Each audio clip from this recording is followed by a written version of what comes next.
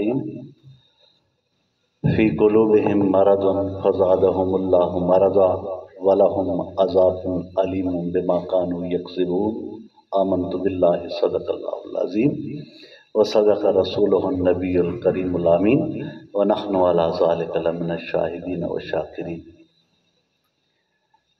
حاضرین درس، اب گھڑیاں لیلۃ البرات کی شروع ہو چکی ہیں اور یہ رات وہ رات ہے کہ سورج غروب ہونے کے ساتھ ہی فجر طلوع ہونے تک اللہ رب العزت ہم سے کہہ رہا ہے کوئی مجھ سے مانگنے والا ہے، کوئی سوالی، رزق مانگے، دولت مانگے، اولاد مانگے، میں عطا کروں۔ اور حضور نبی پاک صلی اللہ علیہ وسلم ساری رات یا دعا میں یا سجدے میں یا رکوع میں یا تلاوت میں یا اللہ کے بارگاہ میں مناجات میں۔ تو اب ہماری خوش نصیبی ہے کہ ہم اللہ کی پاک کتاب کی تفہیم، تعلیم، درس اور تدریس سے آج کی اس شب کا آغاز کر رہے ہیں۔ اللہ رب العزت ہمیں اپنی اس کتاب کو حضور سرور دو عالم صلی اللہ علیہ وسلم کی دی ہوئی تعلیمات مقدسہ کے مطابق سمجھنے اور اس پر عمل کرنے کی توفیق نصیب فرمائے۔ تمام ساتھی بجائے نیچے دیکھنے کے میری طرف دیکھیں۔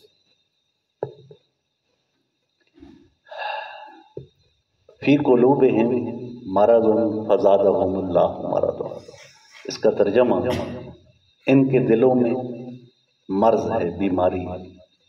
ذکر کن کا ہو رہا ہے؟ منافقین کا۔ فزادہم اللہ مرضا، اللہ تعالیٰ نے ان کی بیماری کو اور بڑھا دیا۔ وَلَهُمْ عَذَابٌ علیم، اور ان کے لیے دردناک عذاب ہے، بما کانوا یکذبون، اس وجہ سے کہ جو یہ جھوٹ بولتے تھے، اس جھوٹ کے بدلے میں جو انہوں نے اللہ کے ساتھ باندھا، اللہ کے رسول کے ساتھ باندھا، اللہ والوں کے ساتھ باندھا۔ یہاں بہت سارے ایسے سوالات بھی ہیں جو ہمارے اپنے ساتھ خود کے کرنے کے۔ فی قلوبہم، فی کا معنی ہوتا ہے میں، قلب کی جمع قلوب، اور ہم ضمیر جمع مذکر غائب کی کہ ان کے دلوں میں، یہاں ہم سے مراد وہ منافقین ہیں۔ مرض بیماری، مرض، فزادہم اللہ، زیادہ کا معنی زیادہ کر دیا، بڑھا دیا، زیادتی۔ کس نے؟ اللہ نے۔ مرضا، ان کی اس بیماری کو، مرض کو۔ وَلَهُمْ، اور واو کا معنی جب بھی آئے گی تو معنی ہوگا اور، یعنی ایک کے بعد دوسری چیز۔ لہم، ان کے لیے، عذاب، عذاب ہے، علیم، دردناک، بما کانوا یکذبون، بدلے اس کے کہ جو وہ جھوٹ بولا کرتے تھے۔ گزشتہ آیات میں جو ہم نے پڑھی کہ وَمِنَ النَّاسِ مَن یَقُولُ آمَنَّا بِاللَّهِ وَبِالْیَوْمِ الْآخِرِ وَمَا هُم بِمُؤْمِنِینَ یُخَادِعُونَ اللَّهَ وَالَّذِینَ آمَنُوا وَمَا يَخْدَعُونَ إِلَّا أَنفُسَهُمْ وَمَا يَشْعُرُونَ۔ اس میں منافقین کی بدعملی کا ذکر تھا کہ منافق ان کی بدعملیاں، ان کے برے اعمال کیا ہے۔ اب ان کی بدعملی کی وجہ بیان ہوئی کہ وہ دھوکہ دیتے ہیں اللہ کو، اللہ کے رسول کو، یعنی حضور کے ساتھ نمازیں پڑھتے ہیں اور جا کے پھر ان کو کہتے ہیں ہم تو ان کو دکھانے کے لیے پڑھ گئے۔ شکلیں انہوں نے مومنین کی دھار لی، باطن میں وہ رسول اللہ کے دشمن، دین کے دشمن، شرع شریعت کے دشمن۔ ایک ایسا روپ مدینہ منورہ میں منافقین کا فزیکلی نظر آیا کہ جس کے اندر کی تمام تر بیماریاں اللہ تعالیٰ نے کھول کھول کے قرآن پاک میں حضور پاک کے ذریعہ میں سمجھائیں۔ وہ ایک پیٹ گرو تھا، یہودی تھے اور وہ بظاہر مسلمان ہو گئے، اندر سے منافق۔ حضور کی طاقت، حضور کی سرداری، حضور کا جو وہ بڑا پن تھا اس کے سامنے ٹک نہ سکے، تو انہوں نے چھپ چھپ کر سازشیں کرنا شروع کر دی۔ مقابلے کی طاقت نہ تھی بظاہر روپ مسلمانوں کا دھارا اندر سے جڑے کھوکھلا کرنے کے لیے، یعنی ان کے اندر کی بات زبان سے اور ہے، دل میں اور ہے، کہتے اور ہیں کرتے کچھ اور ہے، یہ ان کا جھوٹ تھا۔ اور اس جھوٹ کو اپنانے والے منافقین اور ان کا ٹھکانہ جہنم سے بھی نیچے۔ آج جب ہم قرآن مجید کو پڑھتے ہیں تو قرآن مجید یہ سوال ہم سے بھی کرتا ہے کہ کیا ہم بھی کہیں اللہ کے ساتھ، اللہ کے رسول کے ساتھ، اللہ والوں کے ساتھ کوئی دغا بازی تو نہیں کرتے؟ کو ہم بھی تو جھوٹ نہیں کہہ رہے، کہیں نہ کہیں کسی نہ کسی طرح سے کھوٹ یا ملاوٹ تو نہیں ہے۔ پہلی آیت میں ان کی بدعملی تھی اور اس آیت میں ان کی بدعملی کا نتیجہ ہے کہ وہ بدعملی پہ بدعملی، جھوٹ پہ جھوٹ بولتے جا رہے ہیں، وہ اس سے باز نہیں آتے، وہ اپنی منافقت سے باز نہیں آ رہے۔ تو اللہ تعالیٰ نے یہ جو نفاق کا ان کے اندر مرض، بیماری پیدا ہو گئی ہے، اللہ تعالیٰ نے اس کو زیادہ اور بڑھا دیا، وہ اور بڑھ۔ جب اللہ تعالیٰ کسی بندے کی بار بار کی گناہ، برائی، بار بار اس میں پڑنے سے فی طغیان یا معون اس کو جھونک دیتا ہے اللہ تعالیٰ اس میں، پھر اتنے کا آگے چلے جاؤ نا کہ جب میں تمہاری گرفت کروں پھر پتہ چلا۔ تو یہ منافقین، ان کے ساتھ بھی کچھ اسی طرح کا معاملہ تھا۔ جس طرح جیسے جیسے یہ منافقت کرتے گئے، ان کی بیماری اور بڑھتی چلی گئی، اور اللہ تعالیٰ فرما رہا ہے کہ ان کے لیے عام عذاب نہیں، دردناک عذاب، اس کا ذکر آگے آئے گا۔ اب ڈاکٹر کے پاس یا حکیم کے پاس جب ہم جاتے ہیں یا آپ لوگ جاتے ہیں تو حکیم یا ڈاکٹر مریض اس کو دوا بھی دیتا ہے کہ آپ نے یہ دوا کھانی ہے، اور ساتھ میں یہ بھی کہتا ہے کہ اس چیز سے بچنا ہے، اس چیز سے بچنا ہے، یہ نہیں کھانی، کھٹی چیز نہیں کھانی، آپ نے تر چیز نہیں کھانی، ٹھنڈی چیز نہیں کھانی، تو ہم بچتے ہیں اس سے۔ نہ بچیں تو گلا پکڑا جاتا ہے، بیماری لوٹ آتی ہے، حملہ ہو جاتا ہے۔ شوگر کا مریض ہے، چینی سے بچے گا نہیں، دوائی کا فائدہ ہی نہیں ہے۔ تو اب وہ مریض دوائی بھی کھاتا رہے اور پرہیز بھی نہ کرے، بد پرہیزیاں بھی کرتا رہے، تو پھر مرض وہ اسی طرح بڑھتا چلا جائے۔ اللہ تعالیٰ یہاں پر یہ فرما رہا ہے کہ یہ منافقین اپنی نفاق اور منافقت سے باز ہی نہیں آ رہے۔ جب یہ باز نہیں آ رہے تو ان کے اندر کی مرض جو ہے وہ بھی بڑھتی چلی جا رہی، بڑھتی چلی جا رہی۔ اب لمحہ فکریہ کہ ہم کہ جب بیمار ہوتے ہیں تو ڈاکٹر کے پاس چلے جاتے ہیں، قبض ہو جائے، پیچس آ جائے، بخار ہو جائے، سر میں درد لگ جائے، رسولی نکل آئے، گڑ بن جائے، دانت کو درد لگ جائے، وہ چین نہیں کرنے دیتا، ہم جاتے ہیں ڈاکٹر کے پاس، حکیم کے پاس، بڑے بڑے کئی باہر کے ملکوں میں چلے جاتے ہیں، جائیدادیں بیچ دیتے ہیں، سب کچھ کرتے ہیں۔ لمحہ فکریہ جب ہم اس قرآن کو پڑھتے ہیں اور جب یہ ان آیات سے گزرتے ہیں کہ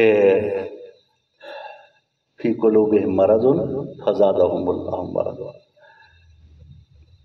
اب ایک مرض ہے، ایک بیماری ہے، اور بیماری بڑھتی چلی جا رہی ہے، لیکن ہم اپنے وجود میں کبھی یہ سوچنے یا دیکھنے کی زحمت گوارا نہیں کرتے کہ کیا میرے اندر کی جو روحانی سیٹ اپ یا سسٹم ہے اس کی بیماری جو ہے وہ کہیں بڑھتی تو نہیں جا رہی۔ دانت کے درد کے لیے ڈاکٹر کے پاس چلے گئے، لاکھوں روپے لگا کے نئے دانت لگا دیے، پیٹ کے 3 آپریشن کروا لیے، اپنڈکس سے آپریشن کروا لیے، شوگر کی دوائیاں جاری ہیں، لیکن کبھی یہ پریشانی ہمیں لاحق ہوئی کہ آج جو میں نے نماز پڑھی اس میں لذت نہیں، آج جو میں نے سجدہ دیا اس میں اللہ سے ہم کلام نہیں ہو سکتا، آج جو میں نے رکوع کیا اس میں مجھے سرور نہیں آ رہا، آج فجر کی نماز کے بعد جو میں نے اللہ کی پاک کتاب کی آیات کھولی تو کوئی بات بھی میرے پلے نہیں پڑی، کوئی چیز میرے دل میں اتری نہیں۔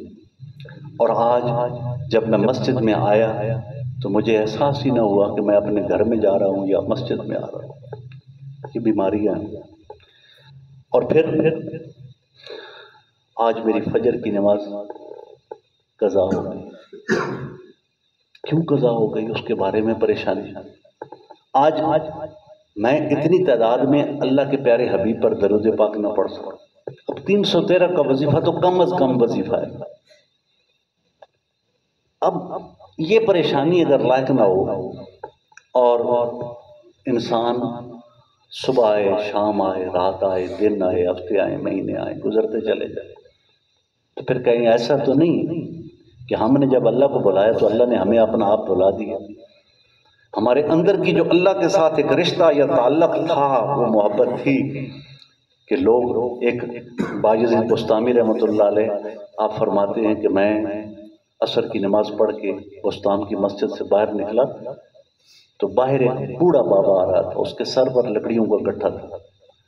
اس نے جب نمازیوں کو نکلتے دیکھا، اس نے پوچھا کیا جماعت ہو گئی؟ بتایا کہ ہو گئی. اس کا گٹھا ادھر پھینکا اور چیخ ماری اور زمین پر گر گئے، اور سارے لوگ اس کے ہاتھ پاؤں ملنے لگے، ہاتھ پاؤں ملنے لگے. اب اس کو اپنی نماز کے جماعت کے جانے کا اتنا درد، اتنا کرب، اتنا خوف محسوس ہوا کہ آج میری نماز مجھ سے چلی گئی جماعت. تو حضرت باجزید آپ فرماتے ہیں کہ میں اس کے کان کے قریب گیا، جب اسے ہوش آئی میں نے کہا میری ساری زندگی کی نمازیں لے لو، یہ کیفیت مجھے دے دو. تو کیفیت اصل چیز ہے کہ جس میں اب میں اپنے والد کے پاس جاتا ہوں تو میری کیفیت اور ہوتی ہے، جب میں اپنے دوست یار کے پاس جاتا ہوں تو کیفیت اور ہوتی ہے، جب میں بیٹے کے پاس آتا ہوں تو رنگ کچھ اور ہوتا ہے، میں اسٹوڈنٹ کے پاس جاتا ہوں تو رنگ کچھ اور ہوتا ہے، میں اے سی ڈی سی کے پاس جاتا ہوں تو رنگ کچھ اور ہوتا ہے. دنیا کے جتنے بھی عہدے، مقام، مرتبے، مناصب، رشتے، ان کے پاس انسان جاتا ہے تو انسان کی کیفیات اور ہوتی ہیں. تو کیا جب سب سے بڑے رب العزت رب کے سامنے ہم حاضر ہونے کے لیے آتے ہیں تو ہماری کوئی کیفیت نہیں بدلنی چاہیے، ہمیں کوئی احساس نہیں ہونا چاہیے کہ میں کس کے پاس آیا ہوں، کیوں آیا ہوں. تو یہ بھی تو ایک دل کی بیماری ہے، مرض ہے. ہمارے والد صاحب آپ فرماتے ہیں کہ ہمارے بزرگ امام تھے اسی مسجد کے اندر، پرانی مسجد تھی، جناب عبدالحق صاحب. بزرگ فرماتے ہیں کہ میں نے کوئی بھی نماز میں ایسا سجدہ ان کا نہیں دیکھا کہ ان کے سجدے والی جگہ آنسو سے تر. اور ہم تو اپنے آنکھوں کے آنسو اللہ کی بارگاہ میں گرانے کے لیے آتے ہیں. سارا سال گزر جائے ایک آنسو بھی نہ گزرے تو کیا فائدہ. کہیں ایسا نہ ہو کہ بیماری ہمیں لگ گئی ہو. تو یہ ہمارے لیے لمحہ فکری ہے. اب ہم آتے ہیں قرآن مجید کی فرقان حمید کی اس آیت مبارکہ کی تفسیر میں کہ اللہ رب العزت نے فرمایا فی قلوبہم، ان کے دلوں میں مرض، بیماری. مرض کسے کہتے ہیں؟ مرض لغت میں بدن کی اس عارضی حالت کا نام ہے کہ جس کی وجہ سے طبعی کاموں میں خلل پڑ جائے. یہ تعریف ہے مرض کہ بدن کی ایسی عارضی حالت جس کی وجہ سے طبعی کاموں میں خلل واقع ہو جائے. انسان کو پیچش لگ جائے، کوئی کام کرنے کے لائق رہتا ہے، زکام لگ جائے، سر کو درد لگ جائے، کولنج کا درد پڑ جائے، دانت کا درد آ جائے، انسان کو گردے کا درد پڑ جائے تو زندگی کے معاملات ڈسٹرب ہو جاتے ہیں. نہ نماز، نہ کسی سے بات، نہ کسی معاملہ، نوکری سے بھی چھٹی، مزدوری بھی نہیں، مزدوری نہیں کر رہا، سارے کام اب خلل پڑ گیا، زندگی ڈسٹرب ہو گئی. اب جسم کا کوئی بھی حصہ اگر اس کے اندر خلل واقع ہو جائے جس سے طبعی کام ہو نہ پائے، اس کو بیماری، مرض کہتے ہیں. اب یہ مرض دو طرح کی ہوتی ہے، ایک مرض ہے جسمانی اور ایک مرض ہے روحانی. ہمیں مرض جسمانی لگتا ہے تو ہم علاج کرتے ہیں، لیکن جو ہمارے مرض روحانی ہیں ان کا کون سا ڈاکٹر ہے، کیسے جانا ہے، کیا دوائی لینی ہے، وہ ہم اپنی زندگیوں سے خارج کر چکے. اسی لیے مسجد مرثیہ خاں ہے کہ نمازی نہ رہے. یہ نہیں ہے کہ نماز پڑھنے کے لیے آتے نہیں، یعنی وہ صاحب اوصاف حجازی نہ رہے. وہ آ کے پہلی صفوں میں بیٹھ کر وہ رو رو کے اللہ کے حضور سجدے، وہ آہیں اور سسکیوں کے ساتھ وہ اپنے بھائیوں کے درد بٹانے کے لیے مسجدیں ان کی آہوں اور سسکیوں کو سن سن کر گواہ بن جاتی تھی کہ اے مالک اس بندے کا کیا جرم ہو گیا ہے کہ یہ جو دھاڑے مار مار کر اپنے آنسو میرے اس دامن پہ گرا تھا۔ وہ نمازی باقی نہیں۔ وہ جو یہاں سے باہر جاتے تھے تو کافر بھی ان کو دیکھ کر نبی پاک صلی اللہ علیہ وسلم کے قدموں میں گر جایا کرتے۔ اب روحانی امراض، جہالت، بدعقیدگی، بغض، دنیا کی محبت، حرص، حسد، یہ پہلے نمبر کی۔ دوسرے نمبر کے کہ جن کا تعلق افعال سے ہے، یعنی کہ برے ارادے۔ یہاں پہلی قسم کے بدعقیدگی، بدعملی، بدخلقی، حسد، کینہ، بغض۔ اور حضور نبی پاک صلی اللہ علیہ وسلم نے فرمایا کہ جو آدمی اپنے بھائی کا حسد یا کینہ لے کر نماز میں کھڑا ہو جائے اس کی نماز کوئی قبول نہیں۔ جو اپنے بھائی کے بارے میں دل میں ذرا سا بھی کھوٹ رکھ کے اس کے ساتھ کھڑا ہو جائے تو کیا کھڑا ہو رہا ہے؟ وہ رب کو دھوکہ دے رہا ہے، وہ اپنے آپ کو دھوکہ دے رہا ہے، رسول کو دھوکہ دے رہا ہے، اپنے اس مسلمان بھائی کو دھوکہ دے رہا ہے کہ میں تمہارے ساتھ اللہ کے دربار میں کھڑا نماز پڑھتا ہوں۔ وہ نماز نہیں پڑھ رہا۔ اللہ تعالیٰ تو اندر کے جانتا ہے نا کہ یہ ایسا نہیں ہے کہ ہمارے اب شیطان ہے نا ہمارے اوپر حملہ کرتا ہے تو ہماری کمزور رگ کو دیکھ کر اس کے اوپر حملہ کرتا ہے۔ کیا پتہ میری کسی اپنے مسلمان بھائی کے بارے میں بغض ہے، اناد ہے، شیطان اسی کو پکڑ لے۔ میں ہر طرف سے ٹھیک ہوں لیکن اس طرف سے میں کمزور ہوں، خام ہوں، اسی میں وہ میرا تمام ریاضتیں اور عبادتیں ضائع کر رہا ہوں۔ تو اب منافقین کے بارے میں اللہ تعالیٰ فرماتا ہے کہ ان کے اندر بدعقیدگی بھی ہے، بدعملی بھی ہے، اور ان کے نیتیں اور ان کے ارادے بھی غلط ہیں کہ وہ آتے اور رنگ سے ہیں لیکن اندر ان کے کچھ اور ہیں۔ یعنی منافقین کے اندر یہ ساری چیزیں پائی جاتی ہیں۔ اور پھر اللہ رب العزت ارشاد فرماتے ہیں زادہم اللہ مرضا۔ جب ان کے اندر یہ سارے کھوٹ، یہ ساری کجیاں، یہ ساری برائیاں پائی جاتی ہیں اور وہ دھوکہ دے رہے ہیں میرے رسول کو، میرے پیارے بندوں کو، مجھ کو، تو پھر میں ان کی بیماری کو اور بڑھاتا چلا جاتا۔ اب جتنا انسان برے راستے پر قدم رکھتا چلا جائے گا، اپنا علاج نہیں کرائے گا، بالکل اسی طرح ایک آدمی کو ایک پھوڑا نکل آئے گا، اگر وہ ڈاکٹر کے پاس نہیں جائے گا، علاج اپنا نہیں کرائے گا، وہ اس کے جتنے بھی سیلز ہیں جسم کے ان کو ڈیڈ کرتا چلا جائے گا، اور ایک وقت آئے گا کہ ڈاکٹر کہیں گے کہ یہ کینسر بن گیا، اب تمہاری ٹانگ کاٹنی پڑے گی۔ اور ایسی انسان کی روحانی بیماریاں جو ہیں، اور روحانی بیماریاں جو ہیں وہ اگر پیدا ہو گئیں ہمارے جسم کے اندر اور ہم نے ان کا علاج نہ کیا تو وہ بھی بڑھتی چلی جاتی ہے، اور یہ انسان کو کہاں لے جاتی ہیں؟ یہ کفر تک لے جاتی ہیں۔ یہ کہاں لے جاتی ہیں؟ یہ منافقین کی اس آخری کیفیت تک لے جاتی ہیں۔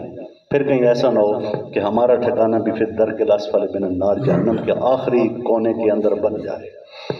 اللہ رب العزت ارشاد فرماتا ہے کہ بیماری کے بڑھنے کی صورتیں، اب بیماری ان کی کیا تھی کہ وہ رسول اللہ کو دیکھ کر بغض کرتے تھے، حسد کرتے تھے، مومنین کو دیکھ کر بغض کرتے تھے، حسد کرتے تھے۔ اللہ تعالیٰ نے دن دوگنی رات چوگنی ترقی دی اسلام کا، اور جتنا جتنا اسلام پھیلتا چلا گیا، مدینہ منورہ میں ایکسپینڈ ہوا، پھر جنگ بدر میں فتح ہوئی، احد میں فتح ہوئی، خندق میں فتح ہوئی۔ یہ منافقین ان کفار کے پیچھے لگ کر ان کے لیے سامان بناتے تھے۔ خندق کا جب موقع تھا تو مدینہ منورہ میں منافقین انہوں نے ان کو کہا آپ حملہ آور ہو تو ہم اندر سے سازشیں کریں، اور بدر کے میدان میں بھی منافقین موجود تھے۔ اسی لیے رسول اللہ صلی اللہ علیہ وسلم نے اپنے صحابہ کرام کو سرزمین مدینہ منورہ سے نکالا، قافلہ چل پڑا، 17 رمضان المبارک گٹھلیاں چبا چبا کے، سخت گرمی، کسی کو معلوم نہیں تھا کہ رسول اللہ مسلمانوں کو کدھر جنگ لڑنے کے لیے لے جا رہے ہیں۔ وجہ کیا تھی کہ منافقین جو ان کے ساتھ وعدے کر رہے تھے اس کی کٹ ہو جائے، اور جس جگہ آج بدر کا مقام ہے یہاں سے ابو سفیان کا لشکر مل گیا، کفار ادھر سے آ گئے، بس وہی جگہ مقام بدر بن گئی۔ اب ان کی پلاننگ ساری فیل ہو گئی۔ اب مسلمان پھر وہ بدر کا منظر وہ اپنے مقام پہ بات آئے گی۔ اللہ رب العزت نے فتح مکہ، اور فتح مکہ کے بعد تمام عرب سے کفار نکل گئے، منافقین کو مدینہ منورہ سے نکال دیا گیا، اور کون تھے پھر؟ بنو قریظہ، بنو نذیر، بنو قینقاع، یہ 3 یہودیوں کے قبائل ہم نے ان کے کھنڈرات دیکھے، بدر کے میدان میں جائیں راستے میں آتے وہ کھنڈرات ہیں لیکن اندر یہودی آج کوئی بھی نہیں. اور پھر یہودی نکلے اور اس وقت سے لے کر آج تک سازشیں کر رہے ہیں. اور پھر آج سے تقریباً 60-70 سال، 80 سال، 100 سال، 150 سال تک مسلمانوں کی ایمان قوی تھے، طاقتور تھے. مسلمانوں نے ان کو اپنے قریب نہ آنے دی. آج کیا ہو رہا ہے کہ روزانہ 150-200 ہمارے بچے ذبح ہو رہے ہیں اور ہمیں خبر تک نہیں. کشمیر میں کیا ہو رہا ہے ہمیں خبر تک نہیں. کیا ہم سے نہیں پوچھا جائے گا کہ یہ تو تمہارے جسم کا حصہ تھے، تم مومن تھے تو یہ تمہارے مومن بھائی تھے نا؟ حکمرانوں سے تو پوچھا جائے گا، ہم سے بھی پوچھا جائے گا. کیا ہم نے اپنی دعاؤں میں ان کو یاد رکھا؟ ہمارے لیے آنکھوں سے ان کے لیے آنسو بہے. ان کے پیچھے کون ہے؟ وہی مدینہ منورہ کے نکلے ہوئے، نکالے ہوئے وہ یہودی ہیں، وہ منافقین ہیں، وہ دنیا میں پھرتے رہے. اللہ رب العزت نے ان کے بارے میں کیا فرمایا؟ اینما ثقفوا وخذوا وقتلوا تقتیلا. یہاں بھی ان کو پاؤ، پکڑو، مارو اور ان کو قتل کرو. لیکن آج مسلمان اپنی ایمان کی گراوٹ اور کمزوری کی وجہ سے کمزور ہو گئے.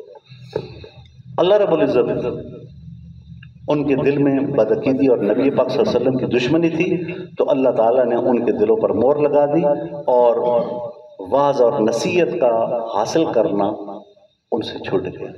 ان پر کوئی بات ان کے دل پر اثر نہ کر، وہ منافق ہی رہے.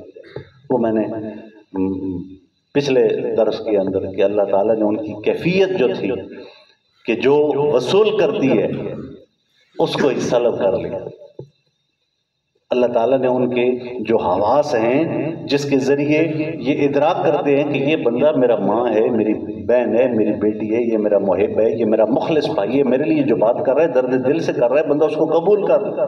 تو نبی مہربان رحمت للعالمین جن کی دشمنوں نے گواہی دی، ان کی بات بھی اگر دل پر اثر نہ کرے، ان کی محبتیں بھی اثر نہ کرے تو پھر آزاد و کام چھوڑ گئے. پتھروں نے کیا کیا، اونٹوں نے کیا کیا، جانوروں نے کیا کیا، زمین اور آسمان اور چاند اور ستاروں نے کیا کیا، لیکن ان منافقوں نے کیا کیا. تو اب اللہ رب العزت ارشاد فرماتا ہے کہ فی قلوبہم مرض فزادہم اللہ مرض. پہلے وہ 10 چیزوں کے منکر تھے، شرعی احکام کے 5 اور آ گئے، 5 اور آ گئے.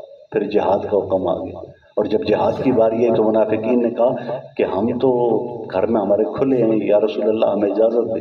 جب تک منافقین سامنے نہیں آئے. منافق کا کام کیا ہے؟ بندگی سے، شریعت کے کاموں سے، شریعت کے معاملات سے، جتنی بھی دین کے سخت ترین احکامات ان سے وہ پہلوتے کرتے، جان بچاتے، چراتے.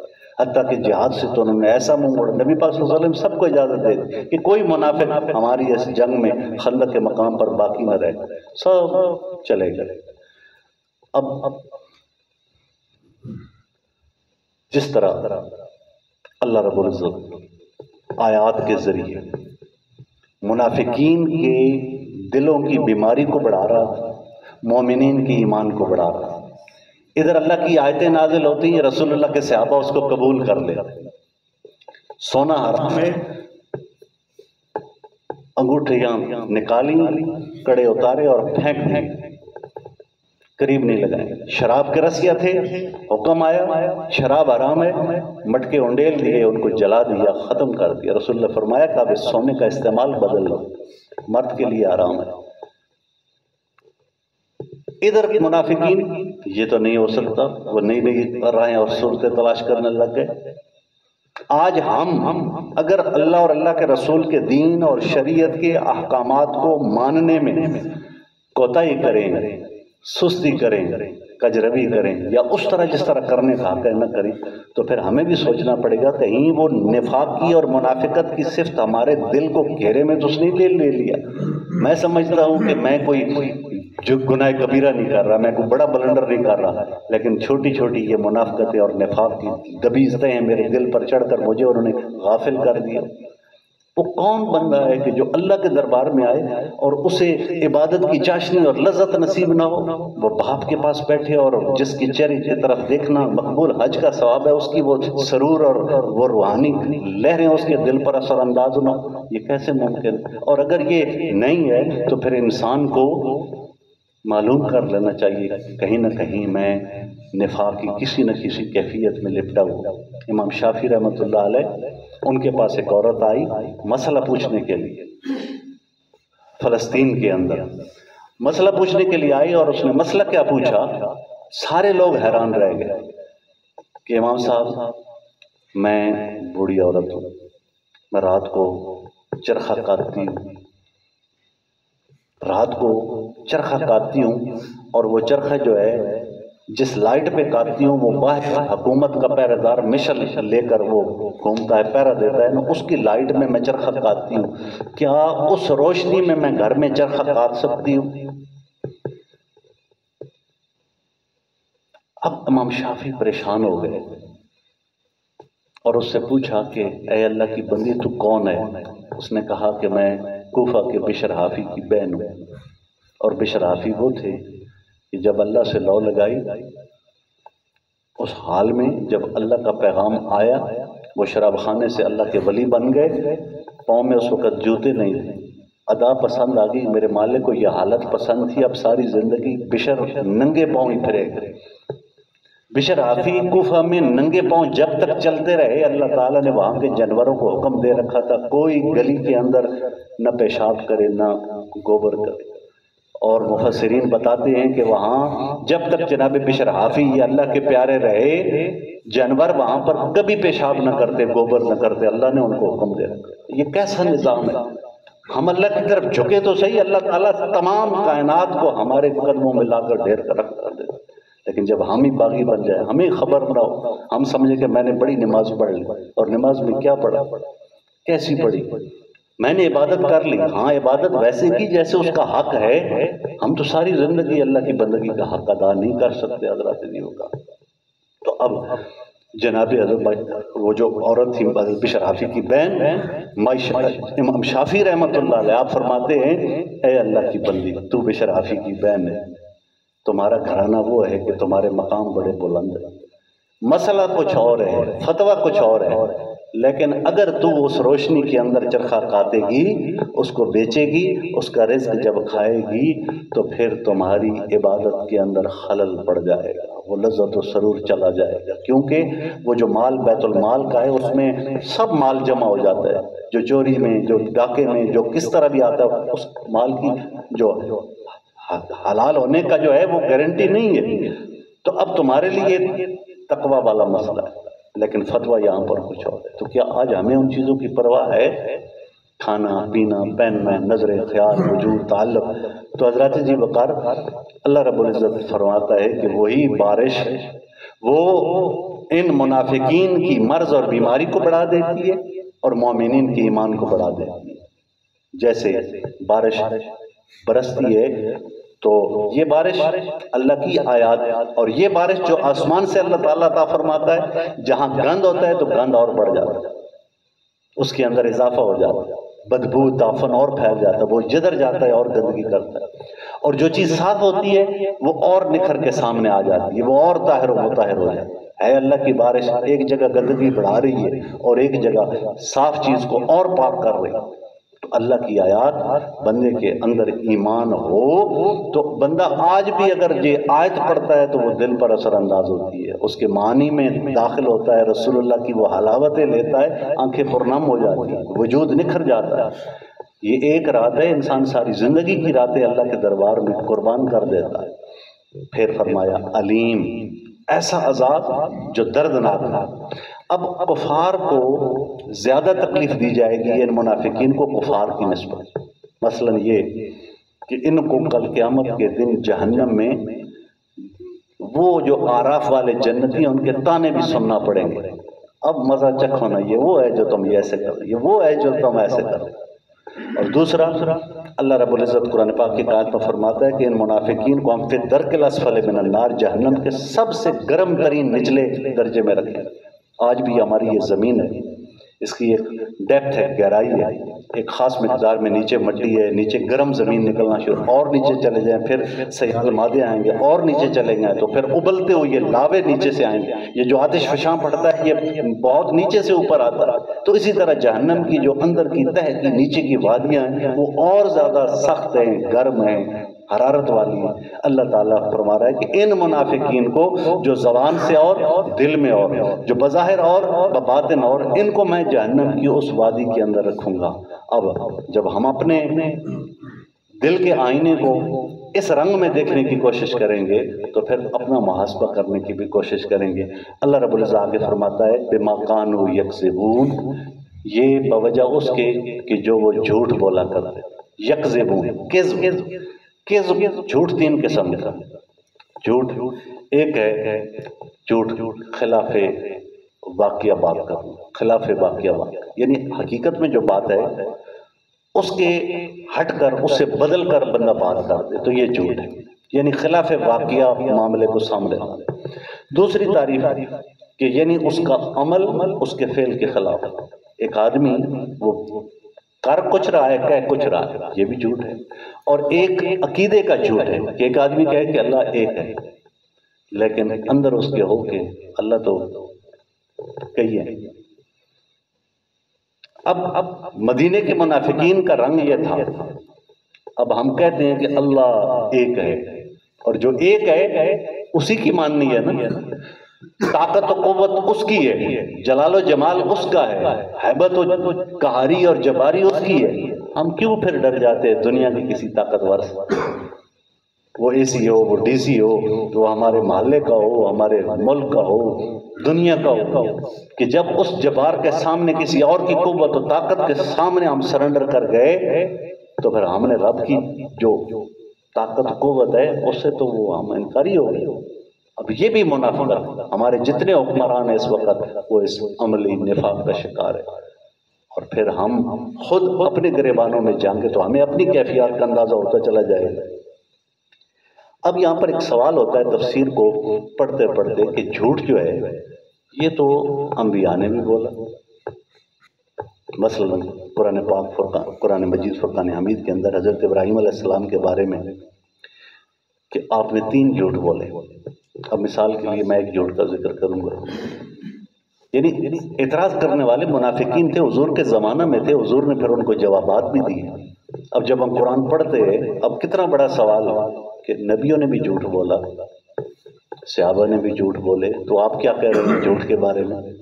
تو اب جناب حضرت ابراہیم علیہ السلام جب آپ مصر سے فلسطین روانہ ہوئے اپنی زوجہ محترمہ کو ساتھ لے کر، جناب میسارہ، راستے میں ایک ایسا ملک آتا تھا جہاں کا بادشاہ جو اچھی خوبصورت لڑکی ہوتی تھی اس کو لے لیتا اور پھر صبح اس بندے کے حوالے کر دیتا، وہ خلوت میں اس کے ساتھ کیا کرتا تھا۔ جناب حضرت ابراہیم علیہ السلام کی بیوی جناب سارہ رضی اللہ عنہا انتہائی خوبصورت ہے۔ آپ کو پتہ چلا کہ یہ بادشاہ تو لے لیتا ہے اور رات اپنے پاس رکھتا ہے، اور آپ نے ان کو سامان میں چھپا لیا۔ انہوں نے تلاشی لی، جب نکل آئے تو ان فوجیوں نے پوچھا کہ یہ عورت کون ہے؟ آپ نے سوچا کہ اگر میں کہوں کہ یہ میری بیوی ہے تو پھر تو بالجبر اسے لے جائیں۔ آپ نے فرمایا یہ میری بہن ہے، یہ میری بہن ہے۔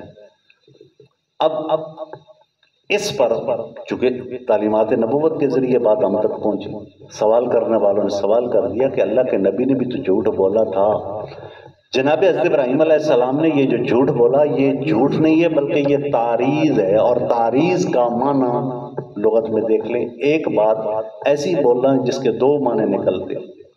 اب دل میں جو معنی انسان کا مراد ہو وہی لے تو اب بندہ ضرورت کے موقع پر ایسا جملہ بول سکتا ہے۔ آپ نے جو بہن کہا تو دنیا کی ہر عورت انسان کے رشتے میں بہن ہے، اسلامی رشتے میں بہن، اور بولنے کی ضرورت کیوں پڑ گئی کہ اگر میں اس طرح کہتا ہوں تو شاید یہ چھوڑ دے، جان اس کی بچ جائے۔ دوسرا جناب حضرت ابوبکر صدیق رضی اللہ عنہ جب ہجرت کے لیے جا رہے ہیں اور ایک جگہ کفار نے پکڑ لیا، اب رسول اللہ آگے آگے، جناب حضرت ابوبکر صدیق پیچھے پیچھے، تو وہ جو سردار تھا اس نے کہا یہ کون ہے بندہ آگے جو تمہارے جا رہا؟ تو حضرت ابوبکر صدیق رضی اللہ تعالیٰ نے فرمایا کہ یہ میرا راستہ بتانے والے۔ اب اس نے تو یہ سمجھا کہ یہ چونکہ عرب کے لوگ صحراؤں میں سفر کرتے تھے تو اپنا گائیڈ راہ پر رکھ لیتے تھے، اس نے سمجھا یہ ان کو اپنے دنیا کا راستہ بتانے والا، لیکن حضرت ابوبکر صدیق رضی اللہ فرمایا کہ یہ میرا وہ راستہ جو ہمیں رب تک لے جانے والا ہے وہ بتانے والا ہے۔ تو ایسا معنی بول لینا یہ تعریض ہوتی ہے۔ جناب سید دو عالم صلی اللہ تعالیٰ علیہ وآلہ وسلم پر نازل ہونے والی یہ کتاب ہمیں بے شمار زندگی کے پہلوؤں کا احاطہ کر کے دیتی ہے۔ جھوٹ سخت مجبوری کی حالت کے علاوہ منع ہے۔ جھوٹ مسلمانوں میں صلح کرانے کے لیے جائز ہے۔ یہ انسان جو آپس میں لڑ جائیں، اگر ان کو دونوں طرف سے جھوٹ بول کے بھی بھائیوں کو راضی کرایا جا سکتا ہے تو شرع کہتی ہے یہاں تم جھوٹ بول۔ شیخ سعدی رحمۃ اللہ فرماتے ہیں دروغ گوئی مصلحت آمیز بے از راستی فتنہ انگیز، کہ ایسا جھوٹ بول لینا کہ جس سے ایسی مصلحت سامنے آئے کہ دو بھائی آپس میں محبت سے مل جائیں، وہ اس سچ سے بہتر ہے کہ جہاں بندہ ایسا سچ بولے کہ دو بھائی آپس میں لڑ پڑے اور فتنہ پیدا ہو۔ آج ہم ایسے سچ تو بولنے میں دیر نہیں لگاتے، لیکن جہاں دو بھائیوں کو جوڑ کر محبت و پیار کی فضا قائم رکھنی ہوتی ہے وہاں وہ جھوٹ ہم سے بولا نہیں جاتا، اور اوروں کے جھوٹ پر ہم پتہ نہیں کیا کچھ کر دیتے۔ یہ بھی دو عمل ہیں، یہ بھی نفاق کی صورت۔ اور دوسرا اپنی بیوی کو راضی کرنے کے لیے جہاد کے موقع پر ضرورت کے مطابق، باقی زندگی میں کہیں بھی جھوٹ کی کوئی رعایت نہیں۔ جو جھوٹ بولتا ہے وہ منافق ہے، حضور نے اس کی نشانی لگا۔ خلاصہ تفسیر یہ ہے کہ ان منافقین کی فطرت میں تندرستی ہے ہی۔ یہ جو منافقین ہیں وہ مدینہ منورہ کے منافقین ہوں، دنیا کے اندر مسلمانوں کو اپنے پنجوں میں جکڑنے والے منافقین ہوں، یا ہمارے معاشروں میں پھیلے ہوئے نفاق کی یہ صورتیں رکھنے والے، ان کے دلوں پر جھوٹ کی بیماری سوار ہے، اور جو صحت بخش باتیں حضور نبی پاک صلی اللہ علیہ وسلم پر نازل ہوتی ان کی بیماری اور بڑھتی چلی جاتی۔ جب اسلام پھلتا پھولتا یہ منافق اتنے بڑھ بڑھ کر حملے کرتے، سازشیں کرتے، قریب آتے، اندر سے کھوکھلا کرنے کی کوشش کرتے، اور آج تک چونکہ اسلام پھیل رہا ہے، دنیا کا ڈومینیٹڈ ملک ہے اسلام، وہ اس کو ختم کرنے کی کوشش افغانستان میں کیا، لیبیا میں کیا، عراق میں کیا، کتنے کتنے ملکوں میں کیا، بمبارمنٹ کے ساتھ وہاں لاکھوں لوگ تباہ کر دی افغانستان کو۔ نے کہا آج افغانستان کی کیا ان کی بمبارمنٹ سے لاکھوں کروڑوں انسانوں کو راکھ کا ڈھیر بنانے سے اسلام کا جھنڈا سرنگو ہو گئے؟ کیا مسلمان ختم ہو گئے؟ کیا مسلمانوں کی طاقت ختم ہو گئی؟ نہیں، آج بھی تو وہی منافق، وہی چہرے جو ہمارے گلے ملتے ہیں، ہمارے پاس آتے ہیں، ہمارے ایڈے دیتے ہیں، ہمارے حکمرانوں کے ساتھ مراسم قائم رکھتے ہیں، لیکن ہم انہیں سمجھ نہیں رہے، اس لیے کہ مسلمان بھائی سے لڑ رہا ہے۔ آج ہماری سعودی عربیہ کا حکمران نہیں مانتا، آج ہماری مصر کا حکمران نہیں مانتا، وہ ان کی مان لیتے رہ سا کہ ایک آپ کی اپنی یہ سلطنت، اپنی یہ حکومت، اپنی یہ مملکت خدا داد پاکستان باقی رہے گی، جو اس وقت طاقت کا ایک سرچشمہ اور منبع ہے۔ اللہ رب العزت کی یہ وہ پاک کتاب ہے جو بتا رہی ہے آپ کو حضور نبی پاک صلی اللہ علیہ وسلم کے زمانہ کے منافقین کی کیفیت و حالت، اور اس کے معنی میں وسعت اتنی ہے کہ موجودہ دور کے حالات تک، دنیا کا پورا سینیریو، فلسطین اور کشمیر تک کے حالات اس آیت کے ذریعے ہمارے سامنے آ رہے ہیں۔ اگر ہم آنکھ بند کر لیں طوطا چشم ہو جائے تو وہ ایک الگ بات ہے۔ اب مقبولان بارگاہی جو صوفیاء کرام ہیں انہوں نے بھی ان آیات کو دیکھا تو انہوں نے کیا فرمایا کہ اللہ رب العزت کے بندوں کو عموماً اچھے بھی خیال آتے ہیں، برے بھی آتے ہیں۔ روحانی جو بندے ہوتے ہیں ان کو اللہ تعالیٰ الہام کرتا ہے، ان کو اچھے خیالات آتے ہیں، اور جن دلوں پر اللہ کا کرم ہوتا ہے ان کو الہام ہی الہام اللہ تعالیٰ فرماتا ہے، اور وسوسے ان کو کم آتے ہیں۔ شیطان ہے نا، خناس ہے۔ یہ جو دو صورتیں ہمیں دی گئیں، سورہ قل اعوذ برب الفلق اور قل اعوذ برب الناس، یہ ان خناسوں اور شیطانوں کے وسوسوں سے انسان کی جان چھڑانے کے لیے دی گئی۔ یہ وظیفے اگر ہم صبح سویرے اور شام کو کر لیں تو ہم کتنے وسوسوں سے اپنے آپ کو بچا لیتے ہیں، لیکن ان کے ذرا معنی میں ڈوبے تو پھر اپنے نفس کے خباثتوں کو بھی ہم جان لیتے ہیں۔ تو یہ فرماتے ہیں کہ انسان کو اچھے خیال بھی آتے ہیں، برے خیال بھی آتے ہیں۔ میں اچھے خیال کو تو فوراً پک نہیں کرتا، لیکن برے خیال کو پک کر لیتا ہوں۔ اچھی بات ذہن میں آئے فوراً اس پر عمل کرو۔ ہمیں جو برا، جو دل کو خوش کرنے والا، لذت دینے والا کام ہو، ہم اس کو فوراً کر گزرتے، اور جو اچھا یا نیک یا پاک یا پوتر ارادہ ہوتا ہے اس کو پینڈنگ پینڈنگ پینڈنگ چھوڑتے چلے جاتے۔ نماز ہے، اگر آپ نے چھوڑ دی، تھوڑی دیر بعد پڑھ تو تھوڑی دیر پھر وہ رہ ہی جاتی ہے۔ تو نیکی کا کام کسی کو کچھ دینا ہے، اللہ کے نام پر رہ گئے تو رہ گئے۔ ایک بندے کو خیال آتا ہے کہ مجھے اس وقت یہ کرنا چاہیے، اب برے خیالات جن کے دلوں کے اندر گناہ در گناہ آتے ہیں نا، انہیں برے خیالات آنا شروع ہو جاتے ہیں، وسوسے آنا شروع ہو جاتے ہیں، وہم آنا شروع ہو جاتے ہیں، اور اللہ کے نیک بندوں کو اللہ ان کے دل پر ایک بات ڈالتا ہے، اور جو اس دل پر وہ اللہ کی طرف سے اچھی بات، حضور نبی پاک صلی اللہ علیہ وسلم نے فرمایا کہ البر حسن الخلق، نیکی وہ ہے جس سے تمہارا دل کھل اٹھے، تمہارا وجود کھل اٹھے، چہرہ کھل اٹھے۔ والاسم ما حاق فی صدرک، اور گناہ کیا ہے جو تمہارے دل میں چبھ جائے، کھٹک جائے۔ بکریتا یطلع علی الناس، اور تو یہ ناپسند کرے کہ اس کا پتہ اور لوگوں کو چل جائے، تو اس کو اپنے دل میں ہی دبا لے، معافی مانگ، توبہ کر، قل اعوذ برب الفلق پڑھ، قل اعوذ برب الناس پڑھ۔ اور اگر انسان، یہ جو انسان کو برے خیالات یا وسوسے آتے ہیں، اس کے علاج کے لیے کسی روحانی طبیب کے پاس نہ جائے، اور روحانی طبیب وہ اللہ والے، وہ نیک بندے، وہ اولیاء کاملین ہیں، ان کی صحبتوں میں جاننے والے، وسوسوں سے پاک رہتے ہیں۔ جس بندے کو زندگی میں اللہ کے ولیوں کی صحبت نصیب ہوئی، ان کا بیعت ہو کے، ان کی ایک سنگت میں، ان کی وظائف میں، اوراد میں، اور ان کی نگاہ میں لمحات نصیب ہوئے، وہ زندگی کی میئرمنٹ کر سکتا ہے کہ وہ لمحے بڑے پیارے، وہ لمحے بڑے خوبصورت۔ سید جعفر بادشاہ صاحب کے ساتھ گزرے ہوئے لمحات زندگی کے کہ ہمیں یہ بتاتے ہیں کہ نہیں کہ ہم بھی کسی اللہ کے پیارے کے ساتھ جڑے تھے کبھی، اور اب کیا حالت ہے، کیفیت۔ اللہ کے ولیوں کی انسان کو، اور اللہ کے ولی پھیلے ہوئے ہیں دائیں بائیں، یہ الگ بات ہے کہ ہم ان کو تلاش نہ کریں، ان کے پاس بیٹھے نہیں، جائیں نہیں، ملے نہیں، چونکہ ہماری جو جسم کی ضرورت ہے ہم اس کو پورا کرنے کے لیے تو ہر طرف چلے جاتے ہیں، روح کی جو ضرورت ہے اس کو پورا کرنے آج تک بیعت کے لیے کسی اللہ کے ولی کے در پر دستک نہیں دی، پھر ان کی تعلیمات کو فالو نہیں کیا، پھر اپنی بیماریاں روحانی لے کر ان کے پاس نہیں کی، جاتے بھی ہے تو ہم بچہ بیمار ہو گیا، یہ تعویذ دے دیں، وہ دم کرا دیں، یہ ساری چیزیں ہو سکتی ہیں، ہو جاتی ہیں، وہ آپ خود ان کے معالج بن جاتے ہیں۔ یہ اللہ کی کتاب کو اپنے سینے کے ساتھ لگا لیں، اس کو صبح و شام پڑھیں، وہ تو آپ کی روحانی راہوں کے راہی ہے، وہ آپ کو اس منزل پر چلانے والے ہیں کہ آپ بیٹھے یہاں پر ہوں اور اپنے رب ذوالجلال کے حرم کے اندر آپ کے ذکر اور آپ کے چرچے اور آپ کا وجود اور آپ کی روح سیر کر رہی ہے۔ اگر انسان ایسے نہ کرے تو پھر حالت یہ ہو جاتی ہے کہ دل میں اچھے خیالات آنا بند ہو جاتے ہیں، پھر برے خیالات آنا شروع ہو جاتے ہیں، اور جب برے خیالات آتے ہیں تو پھر انسان برے دوستوں کو اپنا ساتھی سمجھ لیتا ہے، اور برے ساتھی بھی پھر اچھے لگنے لگ جاتے ہیں۔ پھر ایک آدمی اپنے باپ کو کہتے ہیں ابا جی آپ اندر آ کر، میرے دوست آتے ہیں، پھر مجھے شرم آتی ہے، آپ کی باتیں وہ سن لیں گے۔ ایسے ہزاروں بد نسل بیٹے آج موجود ہیں کہ جن کے دوست آئیں تو ان کو اپنے باپ کے سامنے بٹھاتی ہوئی شرم آتی ہے۔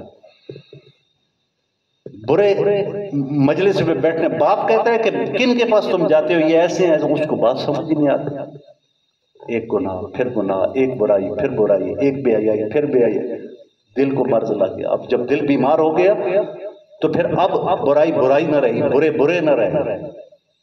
اور اگر اس کا علاج کیا، کسی ایسے کے پاس آ گئے جو روحانی راہ بتائے، جو نیکی کا راستہ بتائے، جو تقوی کا راستہ بتائے، جو شریعت کا راستہ بتائے، پھر خود بخود پیمانہ مل جاتا ہے۔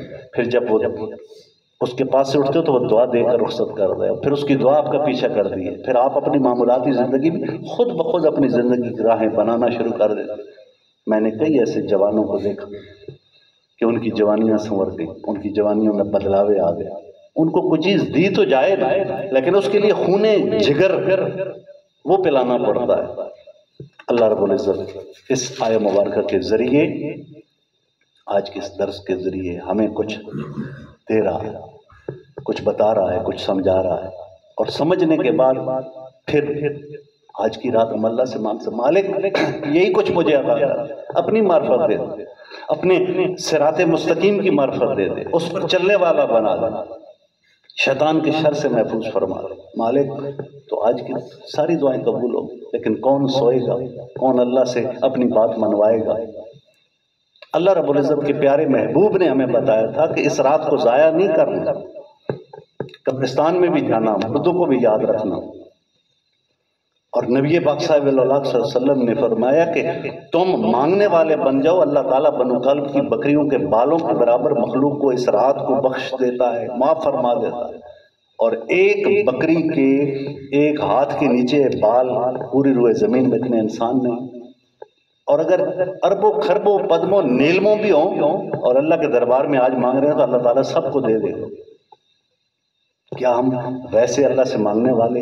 کیا ہم نے پچھلی شب برات کو اس طرح اللہ کے دربار میں رات گزاری؟ نہیں، پوری رات نہیں تو آدھی صحیح، آدھی نہیں تو اس سے آدھی صحیح، 1 گھنٹہ صحیح، 10 منٹ صحیح، لیکن اس رنگ میں اللہ کے دربار میں جائیں۔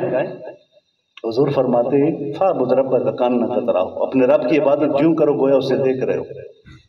فَإِن لَمْ تَكُنْ تَرَاهُ فَإِنَّهُ يَرَاكَ، پھر اتنا تو خیال کرو نا، وہ تمہیں دیکھ رہا ہے، وہ تمہیں، مجھے میرا باپ دیکھ رہا ہو، میری کیفیت اور ہے، ماں دیکھ رہی ہو، کیفیت اور ہے، اگر ہمارا پیر و مرشد دیکھ رہا ہو، کیفیت اور ہے، دو جہاں کے سردار دیکھ رہے ہو، صحابہ کرام تو نظریں جھکائے پرندے جیسے ان کے سروں پر بیٹھے ہوئے، اس طرح آنکھ بھر کے نہیں دیکھتے۔ دنیا میں آج بھی ایسے لوگ ہیں کہ جن کو انسان آنکھ بھر کے نہیں دیکھ سکتا، ان کا جلال اتنا ہے، وہ جلال ان کی روح کا ہوتا ہے، ان کے تقوی کا ہوتا ہے، ان کی فراست نظری کا ہوتا ہے۔ تو اب گناہ گاروں کے گناہوں کی زیادتی کی وجہ سے وہ جو اللہ کی طرف سے الہام کی آواز وہ کمزور پڑ جاتی ہے۔ آج ہم نے اس آواز کو مزید طاقتور بنانا ہے،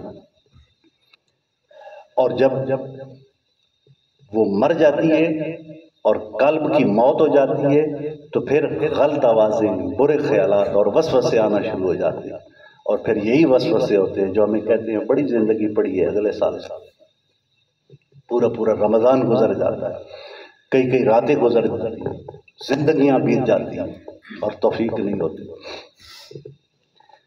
بعض مریضوں کو دوا بھی دی جاتی ہے اور کہا جاتا ہے کہ کسی اچھے صحت افزا مقام پر ان کو لے جائے، دریا کے کنارے کسی سبززار میں، انسان باغ میں جائے تو طبیعت خوش ہو جاتی ہے، وہاں کا ماحول اثر کرتا ہے۔ اور اسی طرح مریضوں کو دنیا میں یہ جو اچھے مقامات پر رکھ کر ان کا جو علاج کرایا جا رہا ہے تو ہمارے ملک میں ہمیں قدر نہیں ہے۔ ایسے ہی روحانی بیماریاں جو ہماری ہیں ان کے لیے روحانی ماحول میں جانا پڑتا ہے، اللہ والوں کی صحبت میں جانا پڑتا ہے، اللہ کے نیک بندوں کے پاس بیٹھنا پڑتا ہے، اور جب وہاں بندہ جاتا ہے ایک تو غذا ملتی ہے کہ بیٹا جب ایسی حالت ہو جائے نا تو غم اور پریشانی سے بچنے کے لیے یہ وظیفہ پڑھا، اگر رزق کے دروازے بند ہیں تو بیٹا یہ وظیفہ پڑھو، اگر نماز میں سرور سکون نہیں مل رہا، گھر میں بے چینی ہے تو یہ وظیفہ پڑھا، بھائیوں میں نفرت اور ناچاکی ہے تو یہ وظیفہ، آپ اس وظیفے کو بھی پڑھیں، اس کے تفسیر اور معنی کے اندر بھی جائیں، اور پھر جب بندہ اللہ کے پیاروں کے پاس بیٹھتا ہے، انسان کسی عطر والی دکان کے اندر چلا جائے، مڑ کے واپس جس گلی میں جائے گا اس سے بھی خوشبو آ رہی ہو، لگایا نہیں ہے، صرف تھوڑی دیر بیٹھ۔ ایک سنگ پارس ہے، اس کے بارے میں ہے کہ وہ سنگ پارس کسی خاص پرندے کے پاس ہوتا ہے، وہ اگر لوہے کو لگاؤ تو وہ سونا بن جاتا ہے، اس کو چھوڑ دے، میگنیٹ ہے، مغناطیس، اس کو اگر لوہے کے چاقو کے ساتھ رکھ دے اور ایک دن کے بعد اس کو ہٹا لے اور اس چاقو کو آپ لوہے کی کسی چھوٹی چیز پر لگائیں وہ اس کو اپنی طرف کھینچ لے، میگنیٹ کا اثر اس میں چلا جائے۔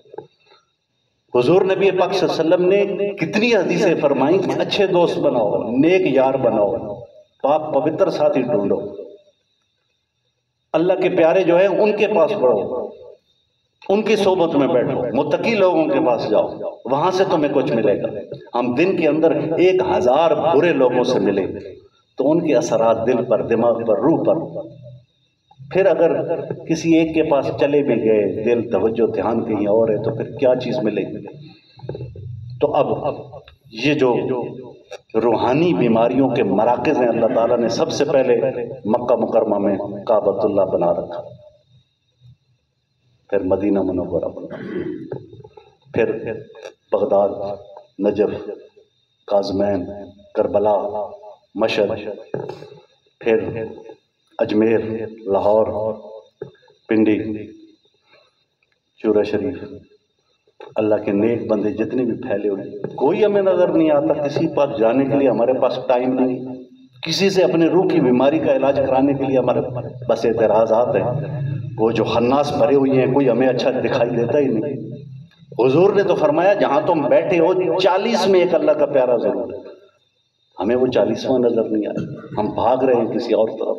تو اللہ رب العزت فرماتا ہے کہ یہ بیماری تمہارے اپنے اندر کی ہے، یہ تمہاری اپنی بدعمالیوں کی وجہ، جو تم دھوکے دیتے ہو نا خدا کو، رسول کو، اللہ والوں کو، پڑھتے کچھ اور ہو، کرتے کچھ اور ہو، کہتے کچھ اور ہو، کرتے کچھ اور ہو، تو یہ تمہاری بدعملی جو ہے اس نے تمہارے دل کی بیماری کو اور بڑھا دیا، اور یہ مرض اتنا بڑھ گیا کہ اب لا علاج ہو گیا، اب تمہیں کوئی سندیشہ وہ روحانی نہیں آتا، جو بھی آتا ہے ایک برا خیال ہے، دن بدن ایک پریشانی دوسری پریشانی، ایک غم دوسرا غم، ایک وسوسہ دوسرا وسوسہ۔ تو انسان کو اپنے روحانی علاج کی طرف توجہ دینی چاہیے۔ اور اللہ تعالیٰ کیا ہے؟ رب ذوالجلال رحمت حق بہانہ بھی جو ہے، اللہ کی ذات تو بس بہانہ تلاش، میرے بندے تجھ سے 1000 لاکھ کروڑ گنا ہو جائے، بس آ کے میرے در پر سر کو جھکا لے، آئندہ کے لیے سچی توبہ کر لے، تمہارے پچھلے سارے دفتر صاف کر دوں گا، تمہیں ایسا کر دوں گا، تمہارا آنسو زمین پر بعد میں گرے گا، پہلے تمہاری حالت ایسی کر دوں گا جیسے آج ہی تم ماں کے پیٹ سے پیدا ہوئے۔ تو آج کی رات تو بڑی خوش نصیبوں کو ملنے والی رات، اللہ تعالیٰ میں اس رات کا حق ادا کرنے کی توفیق نصیب فرمائے۔ اللہ رب العزت نے یہاں پر وہ مفسر تفسیر پڑھتی ہوں میں پڑھ رہا تھا کہ اللہ تعالیٰ نے یہاں پر یہ نہ فرمایا قلوبہم مردہ، ان کے دل بیمار ہو، پورے کا پورا دل کبھی نہیں بیمار ہو، نہ کافر کا نہ منافق کا۔ دو کافر اور منافق سب سے بڑے ہیں نا جہنمی ہیں، کوئی جہنم سے نچلے درجے کی، ہم شاید کہیں کسی نہ کسی طرح نفاق یا منافقت میں آ جاتے ہو، تو ان کے بھی دل کے اندر بیماری ہے۔ منافق بھی اگر لوٹ آئے اللہ کی بارگاہ میں، کافر بھی اگر پلٹ آئے، اور کتنے مسلمان ہو کے مرتد ہو کے پھر خالص مومن بن کے اللہ کی بارگاہ میں آ جاتے ہیں، تو اللہ تعالیٰ ان کے لیے اپنا دامان رحمت کھول دیتا ہے۔ اور یہ وہ امت ہے کہ جس کو رب ذوالجلال نے اپنا رحمت للعالمین پیغمبر عطا فرمایا۔ حضور کی رحمت للعالمین کے سامنے دنیا جہان کے سب بت پاش ہو جاتے ہیں، سب جبروت کی طاقتیں ڈھیر ہو جاتی ہیں۔ آج کی رات آپ نے میرے لیے بھی دعا کرنی ہے، اپنے لیے دعا کر، اپنے والدین کے لیے دعا کرنی ہے۔ قبرستان میں جانا سنت ہے، قبرستان میں جا کے دعا کریں۔ کیوں لے جائے قبرستان میں؟ قبروں میں قبر والے بھی تمہیں یاد رہنے چاہیے، اور ماں باپ ہر جمعے ان کی قبر پر حاضری دینے والے کو اللہ تعالیٰ اس کے گناہ معاف فرما دیتا ہے، اسے نیکوکاروں میں لکھ دیتا ہے۔ اور ہم کہیں سال میں اپنے ماں باپ کی قبر کے پاس جائیں، اور جب قبر کے اندر انسان قبر کے سامنے جاتے تو پھر سوچے نا کہ پھر میں بھی اسی جگہ پڑا ہوں، میری بھی ڈھیری لگی ہوگی، آج میں بڑا بہت کچھ ہوں۔ یہ تصور ہی غالب ہو جائے تو ہمیں بھول جائے بازار، ہمیں بھول جائے چٹنی پیاز، ہمیں بھول جائے سارا کچھ، ہم انہی وادیوں کے اندر تڑپ رہے ہو کہ اللہ اب میری توبہ کی یہ کیفیت ہے، مجھے اسی میں موت دے، اسی میں موت دے۔ موت کی طلب منع ہے، ہاں مالک ایسی زندگی عطا فرما کہ میری زندگی کا ایک ایک سانس تیری بندگی، تیری غلامی، تیری اطاعت کے اندر ہو۔ تو اللہ رب العزت نے اس آیہ مبارکہ میں فرمایا فی قلوبہم مرض، ان کے دلوں کے اندر بیماری ہے منافقین کے، فزادہم اللہ مرضا، اللہ تعالیٰ نے ان کی اس نفاق کی بیماری کو اور زیادہ کر دیا ہے، وَلَهُمْ عَذَابٌ علیم، اور ان کے لیے درد دینے والا عذاب ہے، بِمَا كَانُوا يَكْذِبُونَ، بسبب اس کے کہ جو وہ جھوٹ بولا کرتے تھے۔ اور وہ جھوٹ کیا ہے؟ کہیں ایسا نہ ہو کہ ہم بھی خدا کے ساتھ جھوٹ بول رہے، انہوں نے تو جھوٹ بولا نا، نبی کو دکھاتے اور تھے، کرتے اور تھے، اللہ کی بارگاہ میں سجدہ اللہ کو دے رہے، کیا اللہ کو انسان دغا دے سکتا ہے؟ پیچھے وقت تفصیل کے ساتھ گزرتی ہے، کہیں ہم بھی اگر اللہ وہ نگاہ عطا فرما دے کہ ہم اپنے ایک دن کا موازنہ کر لیں کہ کیا میں نے کہیں اپنے رب کو دھوکہ تو نہیں دیا، رسول کو دھوکہ تو نہیں دیا، اللہ والوں کو دھوکہ تو نہیں دیا، تو شاید ایک ایک قدم پر دھوکے نظر آئے۔ تو پھر کون سا وہ سجدہ ہے جس کو ہم لے کر اللہ کی بارگاہ میں جائیں گے، مالک اس کے صدقے میں ہماری بخشش فرما۔ ہماری تو شکل ہی نہیں، ہم کسی اور کے لیے دعا کریں جب خود ہی ٹامک کویاں مار رہے، خود ہی بکھرے ہوئے، خود ہی اجڑے ہوئے۔ تو آج کی رات اس کو ضائع نہ کیجیے گا، یہ تمام جو نعمتیں ہیں ان کا حصول، اس کے وصولی کی رات ہے آج کی رات۔ اللہ رب العزت ہمیں آج کی رات سر جھکانے کی توفیق نصیب فرمائے اور اپنی ذات کے ساتھ ایک محبت والا رشتہ قائم کرنے کی توفیق نصیب فرمائے۔ خدا سے مانگنا کہ اے میرے رب ذوالجلال، میرے مصطفیٰ کے ساتھ رشتہ قائم ہو جائے، میں صبح و شام ان کی ذات پر درود پڑھوں اور درود بھی ایسے بھیجوں کہ محبت کے ساتھ میرا درود بارگاہ مصطفیٰ میں جائے، اور پھر مجھے بارگاہ مصطفی سے وہ پیغام آئے۔ یہاں میں نے کئی جوانوں کو دیکھا ہے جن کو رسول اللہ کے پیغام صبح و شام آتے ہیں، ہم سے 1000 درجے وہ بہتر ہے، تو ہم بھی ویسے بن سکتے ہیں۔ یہ ہو نہیں سکتا کہ آپ رسول اللہ کی ذات اطہر و اقدس پر درود و سلام محبت کے ساتھ پڑھیں اور رسول اللہ آپ کے لیے کوئی تحفہ نہ دے، کوئی تحفہ نہ بھیجے، لیکن اللہ والوں، اللہ کیے جانے سے اللہ نہ ملے۔ یہ اللہ والے ہیں جو اللہ سے ملا دیتے ہیں۔ کسی نہ کسی اللہ والے کا پلو، دامن، چلو آپ نے پکڑنا ہوگا۔ اللہ رب العزت سے دعا ہے کہ پروردگار ہمیں اس پاک کتاب کو سمجھنے اور اس پر کما حقوق عمل پیرا ہونے کی توفیق نصیب فرمائے۔ وآخر دعوانا الحمدللہ رب العالمین۔